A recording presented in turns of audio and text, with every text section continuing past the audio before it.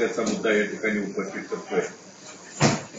महाराष्ट्राचा आराध्य दैवत असलेल्या पांडुरंगाला गेल्या अनेक वर्ष लाखो भाविक त्या ठिकाणी दर्शनासाठी येत आहेत। ही आषाढी यात्रा म्हणजे महाराष्ट्रातली सर्वात मोठी पंढरपूरची यात्रा आहे आणि अशा वेळेला नुकताच हायकोर्टाने एक निर्णय दिलेला आहे की ज्या वारकऱ्यांच्या त्या ठिकाणी राहुट्या आणि तंबू त्या वाळवंटामध्ये त्या ठिकाणी घालण्यास त्या ठिकाणी बंदी घातलेली आहे।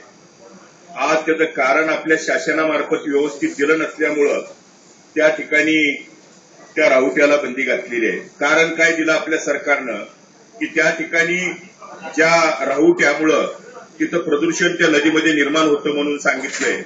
उलट मी तिथला स्थानिक लोकप्रतिनिधी म्हणून जर आपण त्या ठिकाणी राहुट्यात तंबू घालायला परवानगी दिली तर वारकरी रात्रीच्याला भजन कीर्तन नामस्मरण होतं, त्यामुळं शौचाला बसायच्या लोकांना त्या ठिकाणी अडथळा निर्माण होतो। उलट त्यामुळं त्यांना राहुट्याच्या बाबतीत आपण शासनानं त्या ठिकाणी हस्तक्षेप करणं अत्यंत आवश्यक आहे।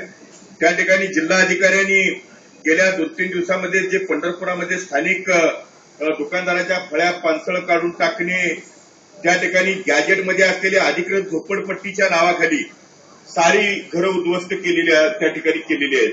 त्यामुळे यात्रामध्ये वस्तू विकणारे ज्यांचा उदरनिर्वाह भूमिहीन लोक आहेत त्यांना त्या वस्तू विकल्याशिवाय ज्यांचा उदरनिर्वाह सुद्धा चालू शकत नाही अशा लोकांना त्या ठिकाणी जिल्हाधिकाऱ्यांनी बचाव करण्याचा जो प्रयत्न केलेला आहे त्याच्यामुळं आणि मंडईसारख्या भागात जर त्या ठिकाणी फळं पालेभाज्या आणि दूध नेऊ द्यायचं नाही त्याच्यामुळे वारकरी उपवास तरी कसे करणार आहेत या बाबतीत शासनानं त्या ठिकाणी गंभीर दखल घेण्याच्या बाबतीतली भूमिका आज या औचित्याच्या मुद्द्याद्वारे मी या ठिकाणी उपस्थित करतोय।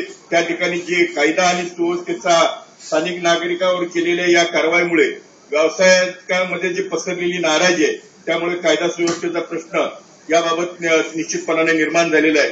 त्याची शासनानं तातडीने चौकशी करून या आषाढी एकादशीच्या अगोदर मी मुद्दा म्हणून सांगतोय वाखरीला शेवटचं रिंगण असतं 26 तारखेला जर तुम्ही हस्तक्षेप नाही केला यामध्ये राहुट्याला परवानगी नाही दिली तर एक ही पालखी पंढरपुरामध्ये येणार नाही आणि सगळ्या वारकऱ्यांचा 10-12 लाख लोकांचा त्या ठिकाणी नाराजीचा प्रश्न शासनाला आपल्यावरती ओढावून घ्यावा लागेल। या बाबतीत गांभीर्यानं त्या ठिकाणी लक्ष देऊन अत्यंत या महत्वाच्या प्रश्नावरती औचित्याच्या मुद्द्याद्वारे मी या ठिकाणी उपस्थित करतो, त्याला न्याय द्यावा ही विनंती करतो।